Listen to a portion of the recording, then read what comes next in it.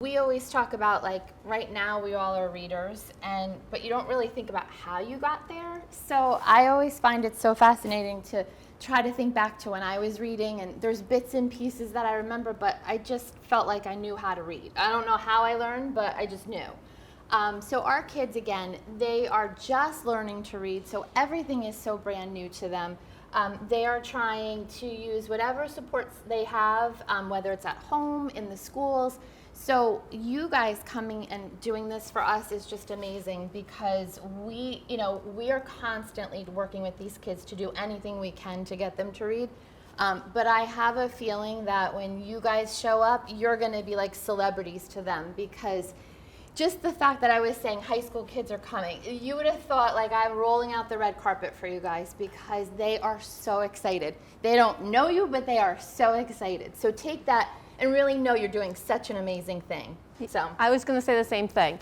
We work with them constantly as their teachers. They're in the classroom with all their peers, and it's hard for them. But when they hear that you guys are also going to be helping them, it's like a whole different world for them. Yeah. So thank you. All right, so I'm going to get started. So where this began was years ago when I first became a reading specialist. We did this with fifth graders as the buddies to our first graders. So I just kind of had to modify this a little bit so like that I could do it for high school kids. And so it really is the same premise of doing drills. Now, again, that's not the only way to teach reading, but for what you guys, you don't understand how much this could help them just to get those basic reading skills down, to start reading harder books. So you will have this PowerPoint, this presentation, so that you'll have everything there. So if you forget what I'm saying, or I know there's a lot that are out today, you'll have this to refer to. And anything that you need, like, we're going to be around to help you. So we don't want you to feel like you have to do anything with behavior or anything like that. It's really just to get them the support by doing drills. So the first drill is a sound drill. So when we used to do this with the fifth grade, I had to make index cards and write the letters, and then I had to find pictures to match, and it took a long time. Now with everything being digital, we have a link. So on the top link for sound drill, it's all digital. So it will take you right to a link of all the sounds. Do you want me to show them? Oh, you can, yeah. It'll have all the sounds, and what you'll do is you'll click through the sounds, and the student's gonna say the sound for you. So you're just gonna keep hitting the button to go through the sounds as quickly as they can, but the goal with being quick is not making silly mistakes with accuracy. So that's kind of where, when you say quicker to the kids, they think they're going to impress you by going super fast, and then they're going to make silly mistakes. And then with the students, they can get onto the sounds themselves. They're very well trained in this from my class, but they have their own QR code card. So, and this is all different activities for them to do, like at home, but we keep them in school so that they're always there and always accessible. So this middle one is a sound drill. All you'll have to do is the kids will get the iPad and they'll scan in, and it'll get right to the digital slideshow. So then that's where you can begin by listening to the sounds that they make. If they make a mistake, there's a recording sheet, which is what Mrs. Mead just had up. And on it, you can mark down, and I have just a picture of it. You don't have to, if you don't want to. Okay. With what the letter was, what sound they, if they made a mistake. And if you can write a note like what they said, honestly, if you can't, it's not a big deal. It's just some extra information for us so that we can help them as best as we can in the classroom. So with that, you would just record their mistakes. While you're recording their mistakes, if you go to one of the slides, you can click on the stars, and every star is a video, a YouTube video. So if you need some time to record their mistakes, you can just click on one of the videos of a sound that they had some difficulty with, and they love that. They'll just sit there and watch the video, and if they can make the sound and practice it, but it'll give you a moment to kind of get yourself together to record what mistakes they had and how better we can help them. A good thing too is if they're making the sound wrong, if you could repeat it for them the correct way. I usually like to do it 3 times just because, I want to make sure they're listening, and I always say to kind of lock it in their brain. So they're used to that. So you can definitely model for them, and they will, again, they're going to listen to whatever you say. So you will definitely see that they're very eager to learn. So the sounds are pretty easy because it goes through all the single letter sounds, but then it goes into like digraphs, which again, you're probably like, what's that? So blends, CH, BL, all the different letters. This is considered bossy R or R control. I wouldn't expect you to know that. Each slide says what it is. So if you're like, I don't know what that is, it's bossy R, and there's a slide before it. So you'll know what to write based off of the slide before. And some kids might be able to tell you what that is. They'll be like, oh, that's the bossy R, because they do this every day as part of their routine, right? Where they'll probably make mistakes is like if they have the letter E up there and they say which is what I would say, they kind of mix things together. So that's when you would be like, oh, that's So just correcting them as best as you can. We're not expecting you to be teachers. We just, what you're just modeling for them. So the sounds are pretty straightforward. As we progress on, I might add new slides in, but the recording sheet is very basic. You fill in the letter or the sounds, and then whatever mistakes you can see, or you can note even more information for us. So then the next one would be sight words. So another thing that we have to kind of drill from the early ages are the sight words, because if they don't know sight words, they're sounding out every single word. And then eventually it's just all like sounds kind of like blended together. And then at the end of the page, they have no idea what they read because they put so much energy in just putting the sounds together. So when they can learn sight words, it makes it a little bit easier for their fluency, which is how fast they can read. Again, when we say reading fast, again, they're going to try to impress you with how they can read super fast, but that's not necessarily what we're looking for. Speed as best as they can, but as long as they're accurate. So I think that's a big piece. So with that, the easiest way for us to kind of do this is with one of these folders. So every student will have their own bag, which again, all the supplies we got from the grant, thank you. This is really their go-to of everything will be in this. So when you get to the classroom, which I'll explain later, you can then just go grab the bag on the teacher's windowsill. It'll all be in a basket. You take their folder, you take everything, and this is gonna have everything you need. So the best way to do it would be these little pockets that we do. So each pocket would be where you would start with the words. So in these little envelopes, all the words are numbered. So try to make it as easy as possible. You would start with the first, let's say 5 words. Now, not everybody's going to start on number 1. They might start at number 50 or 75. It depends on what they're doing individually. So I have all that information done already from my classroom. So really, wherever number is in that we start with, you'll grab the little number cards, and it has the words and the number on it. So I'm just going to pretend like it's the first day and they don't know any words. So what you would do is you would show them the first 5 words, okay? And then let's say they're reading it. Want to be my model? Sure. Kind of put it to one pile. I can't multitask here. Do you want me to get this one wrong? Yes, get it wrong. Off. Which is a common mistake, she knows. Put it in another pile. That's kind of the way I do it. However, you can organize it, but you want to be able to record this. So I always say piles might be the best way. And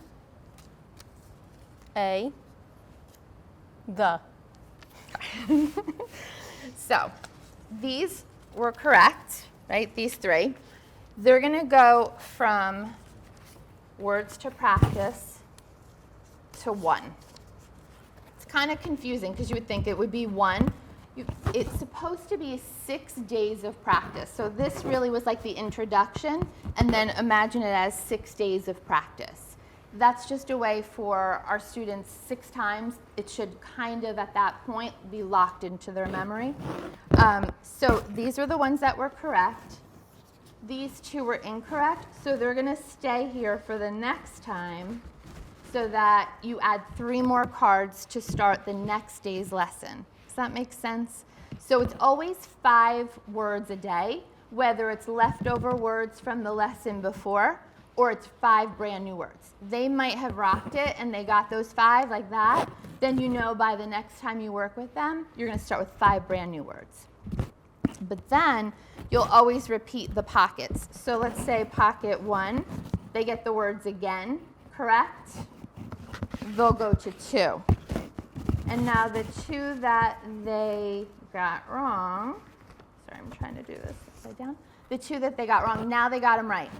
So now it can go in 1. That makes sense? So you're constantly moving it through. And again, the directions are linked in. I will have directions for you in the basket, so if you forget. And we'll be there too to help you. We're going to be circulating around, so we're always there and available. The classroom teachers definitely will be there if you have any issues. But this is really the best way for you guys to work with them on sight words. You can definitely, if you could, read the word for them. If they can't get it correct, just say it for them. If you can put it in a sentence, that will give them even more meaning. So the more you can do for them to understand, the better. But this, by the end, they should make it to the done envelope. And then any sort of, it might get they have a ton in there. This envelope, you can put the words of, considering just words to practice whenever you can, right? So if you did your 5 words in 2 minutes and you're like, wow, that was quick, let's go back to some of the words that you did before. Maybe you put them in sentences, maybe you play a little game, like find the word the, find the word for, put the word it in a sentence. So you guys can be creative however you think that they'll respond to you, but whatever you can, they will listen to whatever you're teaching them and hopefully just, be able to input into their reading and to their writing in the classroom. So that's kind of a quick overview of sight words. Like I said, everything is all directions are there. I tried to spell it out super easily, so if you need to refer back, it's all there for you. And that's just a recording sheet. So same kind of thing, the recording sheet is linked in. If you can note the dates, that would be great. If you notice that on C number 2, there's a little asterisk, and it's 2 dates. That was a word that they struggled with. So the word the was hard the second day, for whatever reason. Maybe they had an off day, maybe they still haven't memorized it. So whatever it is, we'll be able to look at it and see oh wow, he took a little bit longer time with that word. I wonder what's going on. It'll give us a better picture of what we need to teach. So again, they will be, as they're sitting there, you might be recording. You could always say to them, here, practice these words while I'm doing a little bit of the recording. Okay? So, downtime is never good with first graders. So anything you can put in front of them. And we will have extra stuff for you, so you won't have to entertain them. And then the next thing would be a fluency drill. And again, I'm going quick, but when you guys are at Rockaway Meadow, we will sit with you and we will work with you a little bit more closely. So again, this is just a quick overview. But basically, where did I put it? A fluency drill could be anything that you want to practice. It could be letter sounds, it could be words, it could be passages. So some of them would be sounds, words, sentences. Sometimes it's just a matter of reading a sentence correctly. And we always kind of note the time and how many errors. So part of it, you'll have your own timer, so that this way you can kind of set the timer, see how much time it took, because it's great if they can read the whole sentence and all the sentences on the page, but if it took 5 minutes, that's another issue that we'll have to address. So we're looking for speed and we're looking for accuracy. We hope that each time they practice, because a drill can be practiced multiple times, we hope that each time they practice, the errors go down and the time gets a little bit quicker. So that's really the goal. Another one that you might be able to do, depending on your student and what levels they're on, we'll adjust that as you guys come into Rockaway Meadow. But they might have passages. It's a quick little read. very, very basic story. So you would give the student their student packet, and then you have almost like the little answer packet. You have the same exact words on this page. You're following along as they're reading. You set the timer, you're taking notes. If you can, they make a mistake and you hear the mistake. If you can write it above it, that's great. If you miss it, just put like a little X. We're not expecting you to hear everything and see everything. This is our job. This is what we do all the time. So if you can hear a mistake, like if they went to camping and they said camp, just maybe circle the ing or just write the word camp on it. The more mistakes that we see, the better we can kind of help them when we're with them. So at the bottom would be the same thing, time and number of errors. The other stuff you don't even have to worry about. I'm going to cross out. You don't have to worry about that. But this can be done multiple times. So at the bottom, there's 3 different recording boxes. And then we get to use the colored pens. That everyone used to learn. That was like my favorite in 3rd grade. I don't know. I just remember a whole pencil basket full of them. But these you can do a different color. So like day 1, let's say you did red. Day 2, you can do green. And then day 3, you could do black, whatever.